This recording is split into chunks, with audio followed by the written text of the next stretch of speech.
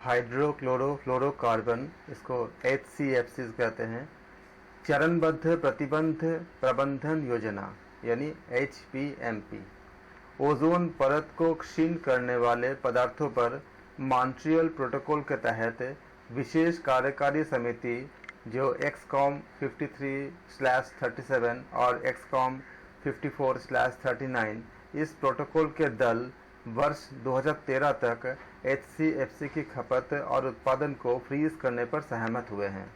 वे वर्ष 2015 में इसकी खपत और उत्पादन को कम करने की प्रक्रिया को शुरू करने पर भी सहमत हुए हैं। इसलिए HCFC की फ्रीजिंग तथा कम करने का समय वर्ष 2013-15 के रूप में जाना जाता है। HCFC के माध्यमिक प्रतिस्थापक है जो प्लास्टिक, फोम, विनिर्माण और आग बुझाने वाले यंत्रों में रेफ्रिजरेंट, सॉल्वेंट्स तथा ब्लोइंग एजेंट के तौर पर प्रयुक्त किए जाते हैं। ओजोन क्षरण क्षमता की परिभाषा में CFCs की तुलना में जिनका ODP 0.6 से 1.0 है, इन HCFCs का ODP कम है अर्थात 0.01 से 0.5, जबकि ग्लोबल वार्मिंग क्षमता GWP की परिभाषा के अनुसार CFC की तुलना में जिनका GWP 4682 10,720 है, HCFC का GWP कम है यानी कि क्या लगभग 76 to 2270 है। आवश्यक उपयोग के लिए कुछ क्षेत्र अपवाद है जिसका कोई स्वीकार्य विकल्प ढूंढा नहीं जा सका है, जैसे कि मीटर डोज इन्हेलर में जो आमतौर पर दमे तथा दूसरे स्वास्थ्य संबंधी समस्याओं में प्रयोग किया जाता है, या हेलन फायर स्प्रेशन सिस्टम में जो कि पनडुब्बियों तथा विमानों में प्रयोग किया जाता है। एग्जाम में ऐसा सकता है कि हेलन फायर आपका स्प्रेशन सिस्टम किस क्षेत्र में उपयोग किया जाता है, इसलिए इनको नाम को याद रखना। इसके बाद आप इसको याद रखेंगे अनुबंध ए के ग्रुप 1 के पदार्थ क्या क्या है। CFCl3, CFC11, C2F2C13, CFC113, C2F5C1, CFC115, CF2C12, CFC12, C2F4C12, CFC114। Protocol के प्रावधानों में, इसके जो प्रोटोकॉल है इसके प्रावधानों में पार्टियों द्वारा उनके भविष्य के निर्णयों को उनकी वर्तमान वैज्ञानिक, पर्यावरण, तकनीकी और आर्थिक जानकारी के आधार के अनुसार प्रोटोकॉल आधारित उसके जो प्रोटोकॉल है उसके आधारित करने की आवश्यकता शामिल है, जिसका मूल्यांकन दुनिया भर के विशेषज्ञ समुदायों से तैयार पैनलों के माध्यम से किया जाता है। निर्णय लेने की प्रक्रिया में इस जानकारी को इस्तेमाल करने के लिए 1989, 1991, 1994, 1998 एंड 2002 में रिपोर्टों की एक श्रृंखला के माध्यम से इन विषयों को समझने की प्रक्रिया में प्रगति हुई है, जिसका शीर्षक ओजोन रिक्तीकरण का वैज्ञानिक मूल्यांकन था। कई सरकारी तथा गैर सरकारी संगठनों द्वारा ओजोन परत को क्षीण करने वाले पदार्थों के विकल्पों के रूप में विभिन्न रिपोर्टों का प्रकाशन किया गया है, क्योंकि इन पदार्थों का कई तकनीकी क्षेत्र में इस्तेमाल किया जाता है, जैसे कि रेफ्रिजरेटर हो गया, कृषि हो गया, कृषि के अलावा ऊर्जा के उत्पादन तथा प्रयोगशाला में मापों की प्रक्रिया इत्यादि में इसका उपयोग होते हैं। इतिहास के बारे में बात करेंगे। वर्ष 1973 में केमिस्ट, इसका नाम याद रखिएगा, मैं पहले आपको पार्ट में इसको उच्चारण कर देता हूँ, फ्रैंक शेरवुड, रोलैंड और मारियो मोलेना, इन्होंने इनका नाम याद रखेंगे। जो केमिस्ट है फ्रैंक शेकुर रोलैंड तथा मारियो मोलेना ने कैलिफोर्निया विश्वविद्यालय में इरविन में पृथ्वी के वायुमंडल में CFC के प्रभावों का अध्ययन आरंभ किया। उन्होंने पाया कि CFC अणु वातावरण में बने रहने के लिए पर्याप्त शक्तिशाली थे, जब तक कि वे, इसको याद रखना, स्ट्रेटोस्फियर परत के मध्य में नहीं पहुंच जाते। दो आम CFCs के लिए 50 to 100 ईयर के बीच के औसत के बाद, जहां अंततः पराबैंगनी विकिरण के कारण टूटकर वे क्लोरीन के अणु उत्सर्जित करते हैं। रोलैंड और मोलिना ने इसके बाद बताया कि ये क्लोरीन अणु स्ट्रेटोस्फियर परत में ओजोन की एक बड़ी मात्रा को नष्ट कर सकते हैं। उनका तर्क पॉल जे कर्टजन और हेरोल्ड जॉनसन के समकालीन समान काम पर आधारित था, जिसके अनुसार नाइट्रिक ऑक्साइड NO ओजोन के विनाश की प्रक्रिया को बढ़ा सकती थी। रॉल्फ सिजरोन, रिचर्ड, इनका नाम याद रखिएगा, नाम से बहुत महत्वपूर्ण है, एग्जाम में आ सकता है कि नाम पूछ ले। रिचर्ड स्टोलरस्की, माइकल मैक्लेरॉय तथा स्टीफन वोक्सी, ये इनका नाम भी आप याद रखेंगे, स्टीफन वोक्सी, ये नाम सहित कई और भी अन्य वैज्ञानिक ने स्वतंत्र रूप से बताया कि क्लोरीन ओजोन को हानि पहुंचाने की प्रक्रिया को बढ़ा सकती है, लेकिन किसी ने भी यह महसूस नहीं किया कि CFC, जो हमने अभी पढ़ा, हमने इसको पूरा फॉर्म भी एग्जाम में पूछे जा सकते हैं, CFC क्लोरीन के संभावित बड़े स्रोत थे। कर्टजन, मोलिना और रोलैंड को इस समस्या की दिशा में अपने काम के लिए वर्ष 1995 में रसायन विज्ञान के नोबेल पुरस्कार से सम्मानित किया गया था। इस खोज के पर्यावरणीय परिणाम स्वरूप यह पता चला कि क्योंकि स्ट्रेटोस्फियर ओजोन परत ग्रह की सतह पर पहुंचने वाली अधिकतर पराबैंगनी, जो UVB, पराबैंगनी B यानी अल्ट्रावायलेट B विकिरणों को सोख लेती है। CFC, इसको याद रखेंगे आप लोग कि क्योंकि स्ट्रेटोस्फियर ओजोन परत ग्रह की सतह पर पहुंचने वाले अधिकतर पराबैंगनी B यानी अल्ट्रावायलेट B जो विकिरण होते हैं उनको सोख लेते हैं, इसलिए CFC द्वारा ओजोन परत को नुकसान पहुंचने से सतह पर UVB यानी अल्ट्रावायलेट B विकिरण में वृद्धि होगी, जिसके परिणाम स्वरूप त्वचा कैंसर तथा फसलों और समुद्री शैवालों को नुकसान जैसे अन्य प्रभाव में वृद्धि हो सकती है। लेकिन रोलैंड मोलिना परिकल्पना का एरोसोल तथा हैलोकार्बन उद्योगों के प्रतिनिधियों द्वारा जोरदार विरोध किया गया। ड्यूटीपॉन्ट के अध्यक्ष के अनुसार ओजोन रिक्तीकरण का सिद्धांत एक विज्ञान की काल्पनिक कथा, अत्यधिक उनको कहना था कि ये कल्पना ही, ये एक काल्पनिक चीज़ है, ये उनका अनुसार था। ड्यूपॉन्ट के बोर्ड अध्यक्ष के अनुसार ऐसा था। वाल्व कॉरपोरेशन के अध्यक्ष तथा पहली व्यावहारिक एरोसोल स्प्रे कैन वाल्व के आविष्कारक रोलैंड के सार्वजनिक बयानों के बारे में UC इरविन के चांसलर से उन्होंने शिकायत की थी, इसके बारे में दी हुई है।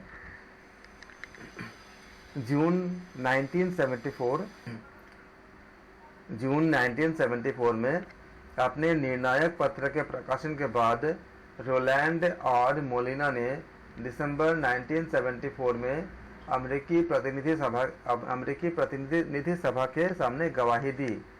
परिणाम स्वरूप समस्या के विभिन्न पहलुओं के अध्ययन तथा प्रारंभिक निष्कर्षों की पुष्टि के लिए काफ़ी धन उपलब्ध कराया गया। 1976 में American national academy of sciences ने उन्होंने एक रिपोर्ट जारी की जिसने ओजोन रिक्तीकरण के सिद्धांत की वैज्ञानिक विश्वसनीयता की पुष्टि की।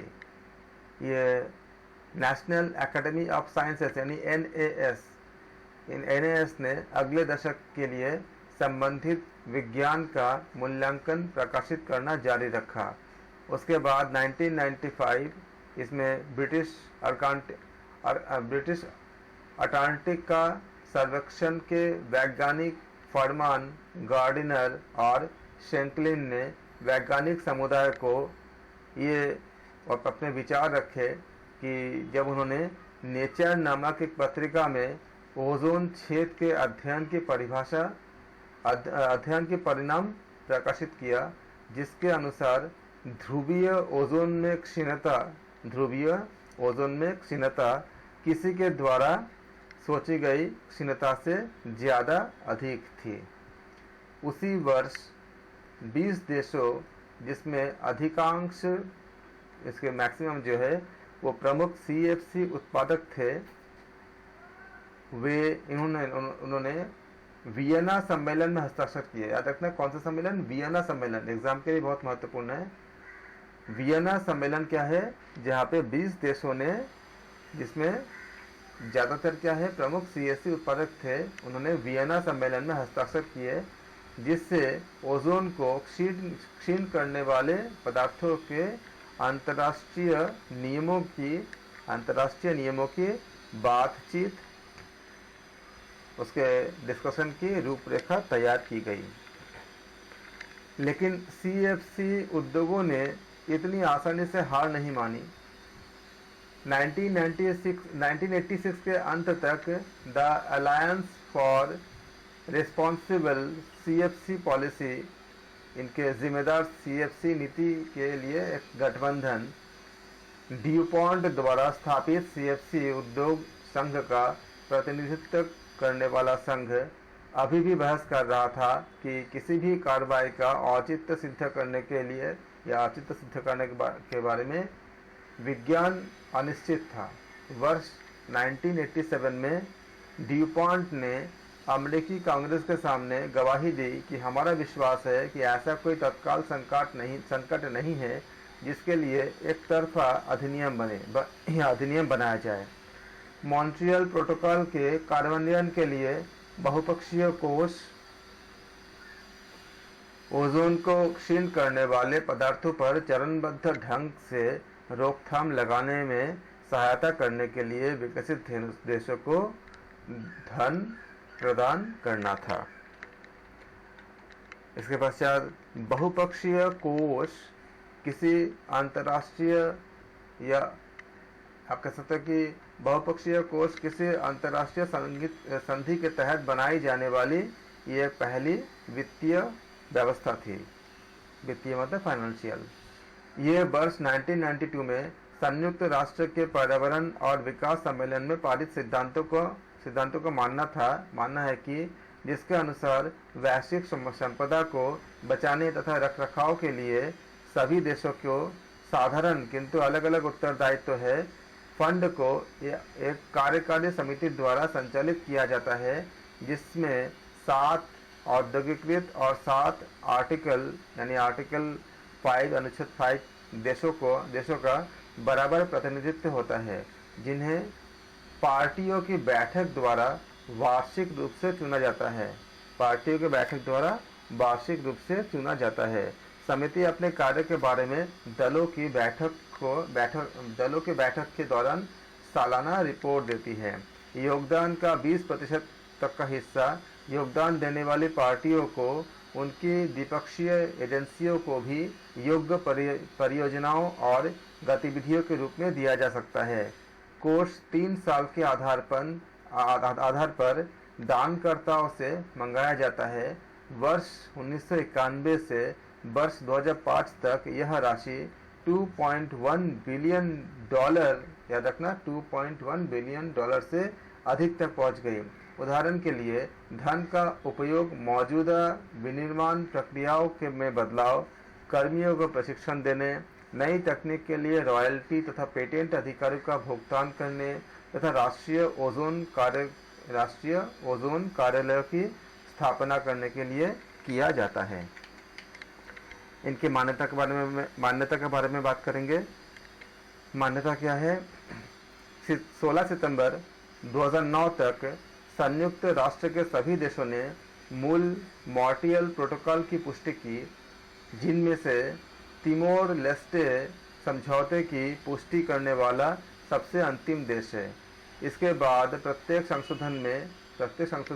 संशोधन की कम देशों ने पुष्टि की। केवल 154 देशों ने बीजिंग संशोधन पर हस्ताक्षर किए हैं। संयुक्त राज्य अमेरिका में 1990 के स्वच्छ वायु अधिनियम के संशोधनों यानी PL 101-549 में मॉन्ट्रियल प्रोटोकॉल को लागू करने के प्रावधानों के साथ ओजोन को क्षीण करने वाले रसायनों को नियमित करने के लिए पृथक अमेरिकी पर्यावरण संरक्षण एजेंसी है। फिर से बता रहा हूँ, इस पर याद रखना कि केवल 154 देशों ने बीजिंग संशोधन पर हस्ताक्षर किए थे। बीजिंग का जो आपका जो बीजिंग संशोधन हुआ था उसमें हस्ताक्षर किए हैं।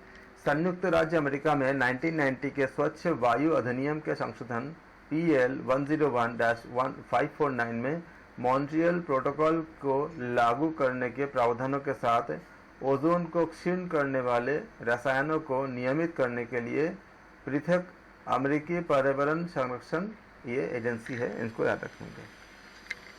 प्रभाव, जब से मॉन्ट्रियल प्रोटोकॉल का प्रभाव आया है, प्रभाव में आया है, सबसे महत्वपूर्ण क्लोरोफ्लोरोकार्बन और संबंधित क्लोरीनेटेड हाइड्रोकार्बन की वायुमंडलीय सांद्रता का स्तर या तो बराबरी पर आ गया है या फिर कम हो गया है। हेलेन सांद्रता का बढ़ना जारी है क्योंकि वर्तमान में अग्निशमन यंत्रों से संग्रहित हेलेन छोड़ दी गई, किंतु उनके बढ़ने की दर कम हुई है और 2020 तक इसकी मात्रा में गिरावट की उम्मीद है। इसके अलावा HCFCs की सांद्रता